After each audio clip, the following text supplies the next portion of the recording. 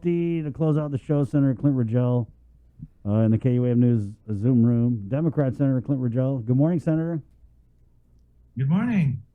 So we were talking offline that we were trying to track down who is the ethics chair as we had interviewed Senator Tello, but you're actually on the ethics committee, right? Yeah, this quarter, yes. So I think as Senator Tello was mentioning, it is kind of hard to keep track because it rotates. So I believe it's quarterly, every quarter is a new group of senators for the committee, and then it just keeps rotating around, I think, for the whole 2 years of the term. So everyone will be on the committee more than once, I believe, is how I remember it being set up. So, but this quarter I'm on the committee, yes. How many members are on it? Do you know offhand? I don't remember the number of members. I'm sorry. Okay. All right. Did you get the approved cannabis rules and regs? I guess we had on Vanessa Williams on last week, right, Chris? Last week? Yeah. And she was mentioning it was going to be forward to the governor's office, and I think over to the legislature. Did you receive it yet? No, we haven't yet. My understanding is they're still drafting it. So I guess they did vote on some things, but they're still, I guess, cleaning it up.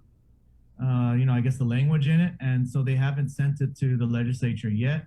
I'm not sure if they sent it to the governor's office yet. Last week when I checked, my understanding was they hadn't even sent it to the governor's office yet. Did you get a chance to look at what was approved by the cannabis board? I mean, no, nothing not at all? in writing, just by listening, just by following along in their meetings. So by following along in their meetings, I kind of got an idea of, one of the big thing is they didn't approve of the vertical integration stuff, and that's a big issue that's been brought up by a lot of people who want to get into the business. And what that is vertical integration just basically means so there's 3 different licenses. There's a grower's license or cultivation license, manufacturing license, and retail. Vertical integration means like you could get a license in all 3. So you could grow it, manufacture it into whatever products you want to manufacture, and then retail sales. So I understand you voted against allowing, if someone's a grower, he can't also be a retailer, for example. So I think that's one of the biggest takeaways from their last meeting was that they did not approve of that, which a lot of people I know were asking for it, but I know some people were against it. But I have been approached by a lot of people who are interested in getting into the industry, and they did want to do vertical. They wanted to be able to grow their own product, create their own products also, and then retail sell their own products. They want to just be able to have that control over their product throughout the entire way. So, but it's not too late though, right? Once it gets to the governor and then over to the legislature, do you still have the means to kind of change it, or you'll have to introduce legislation separately?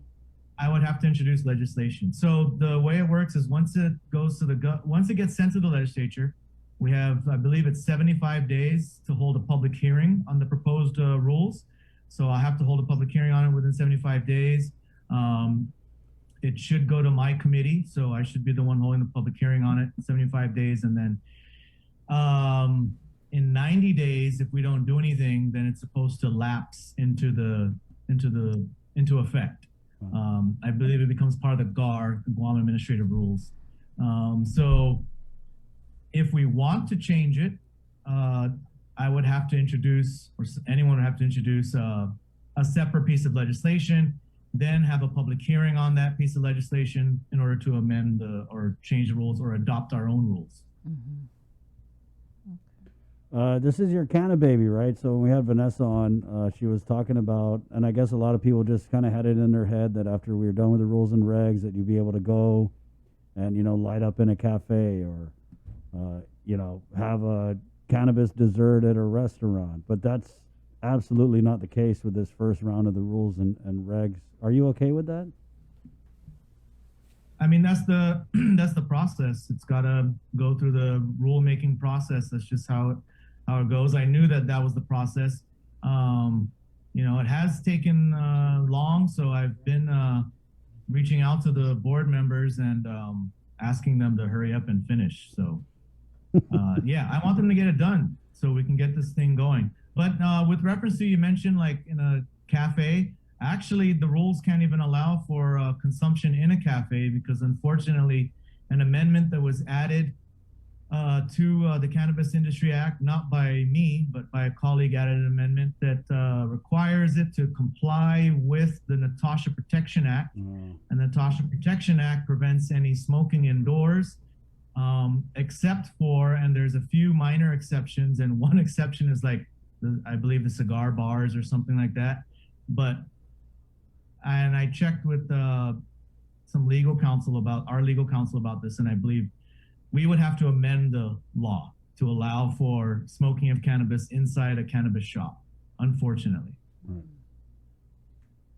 Right. I think Vanessa kind of touched on that. Yeah, Everything yeah, would have to be like drive-through. Yeah, she was saying that although they didn't get it in now, that it's something that she anticipates, like you said, as we stand up the first round, maybe an amendment down the road.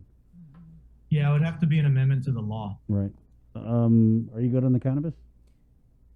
Yeah, I'm good. You good, girl? I'm good. You good on the cannabis? Because Senator Ridgell got a chronic. He's the one who did the law. He's got to have the best weed. That's not true. What about utilities? I know you got utilities. That's a diplomatic way of like, hey, Chris, man, come on, Hey, bro. come on, dude. Utilities. I know that. Chris, I heard you got the best. What's up? It's not shabby. It's not right too back bad. at you. It's not the best, but it's not the worst. Senator, utilities, right? So I remember we had chatted. You had something on the utilities. GPA. What was that? There was a thing you had talked about with GPA that we're going to discuss when you came on.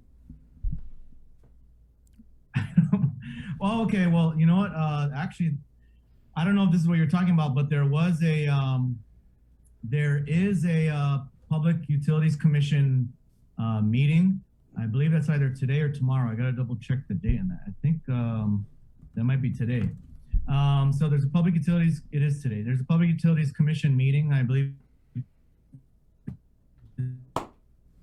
Be discussing a proposal put forth by GPA that the CCU has been pushing as well, to tack on another cost for people with solar panels, basically. So, I think a while back they approved something where they said, okay, now if you get solar panels under the NEM program, Net Energy Metering Program, they want you to buy a battery. And so now they're saying, okay, well, you can also opt out of the battery and instead just pay a fee to us, so we can put in utility grade storage. We can put in batteries for the system. So I know that there's some people that are concerned about that. I'm one of those people concerned about that. I just feel that it seems like every step of the way they're doing things to discourage renewable energy instead of encourage renewable energy. They're doing the opposite. And on one hand, they say that they're for renewable energy and they're in support of it, but then they do things like this that just discourage people from wanting to get renewable energy, wanting to get solar panels, because now they've got an extra fee to pay. There's all sorts of arguments. I know GPA has been arguing that, oh, well, those with solar are unfairly affecting the system somehow because it's requiring them to get storage. But, you have other jurisdictions like in Southern Australia, where the utility agency there invested in its own huge battery farm, and it actually resulted in savings to the utility agency because it provided more efficiency for them. There's some articles showing it saved hundreds of millions of dollars. So I don't understand why our utility agency looks at renewables as a burden rather than something that can improve the utility system. Well, we'll let that be the last word, Senator, as we're up against the top of the hour. Thank you so much for your time. Appreciate it, Senator Clynt. Thank you. Right on. Thanks. That's Stay safe. There you go.